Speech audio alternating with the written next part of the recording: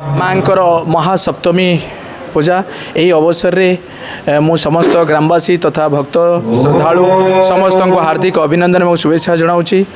पूर्व निर्धारित समय अनुसार मांकर चक्षुदान सरला परे वर्तमान सप्तमी पूजा चली जी आमर पंडित मुख्य अच्छा ऋषिकेश आचार्य सी वर्तमान मंत्र ध्वनि रे मंडप को पूरा प्रकटित करुँच। तेणु आम समस्त को जो मैंने बाहर रही से मांकर दर्शन करेंगे यही उद्देश्य रे आम यही प्रोग्राम टी करुचु। आ परे परे आमर चारिटा बेलू को रही वृक्षरोपण कार्यक्रम।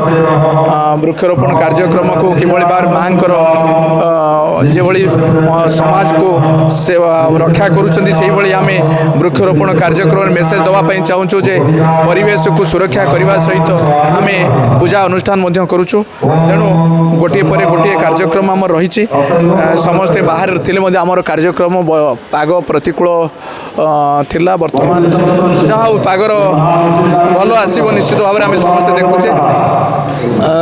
ऑफिस अरेंजमेंट सब प्रकार अरेंजमेंट आम भल भाव में करें।